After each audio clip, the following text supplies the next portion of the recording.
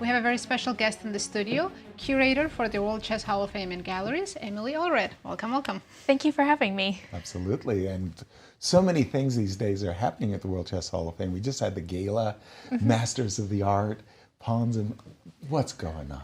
Yeah, so wow. We're in our last days of Paws and Pawns, which has a number of animal-themed chess sets from our collection and from top collectors throughout the United States, as well as artists. So that's going to be on view through August 31st. That's a giant sculpture by Justin King, who's a local artist. Right. And this is a chess set by Sophie Binder, who's another local artist who creates game-themed artwork. And that was the burned wood. Yes, yes. And that was really, really a beautiful sculpture. I love that too. Yeah, and so like you can see, artists pick all kinds of themes from cats versus dogs, and there are many different takes on that too. We have antique sets that feature little wiener dogs and pigs, but also things by contemporary artists like this one that features the artist's own dogs. Yeah, the pandas are so cute. They're black and white, very appropriate for chess. And then this is by artist Laura Sturtz, and she, of course, has a monarch butterfly as the king and a black widow as the queen. Yeah, I think every animal lover will appreciate this exhibit. I'll absolutely love it. I'm actually so sad it's ending soon. Me too. Yeah, it's been a really fun show to have up. It's always cool to see families and kids go through there and see like them run to their favorite animals. Yeah, and then that's by artist Donna Dodson. She created it for another exhibition, and it explores the power of the queen.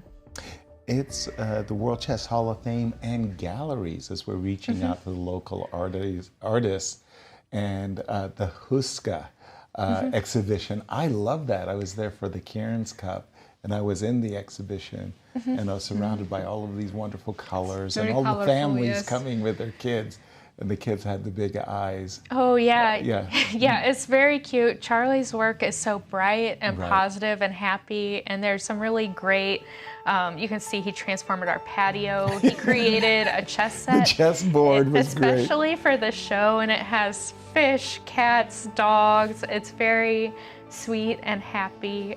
He has a gallery right in the central west end of St. Louis. Right. So he's our neighbor in addition to being like a very remarkable St. Louis artist. Yeah.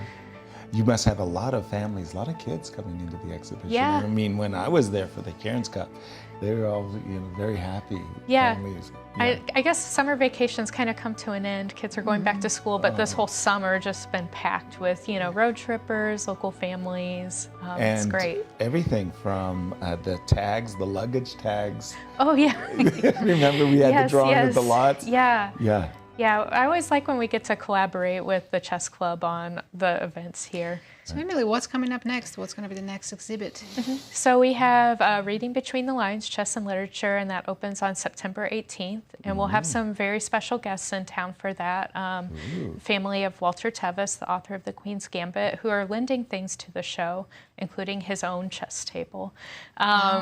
But we will have a number of other things like artwork by Barry Moser, who's a renowned artist who did a version of Alice Through the Looking Glass. And then in October, as part of the big reopening of the St. Louis Chess Club, we'll have the U.S. and World Hall of Fame inductions. Exactly, with the U.S. Championship alongside the U.S. Yes. Championships, the men's and women's. Yeah, it'll be really exciting. What a month of October. For those of you who don't know, you go to the website and pick out all of those tournaments that are coming up. And again, you mentioned the inductees, and I'm looking forward to seeing who it's going to be this coming year. Yeah. Right.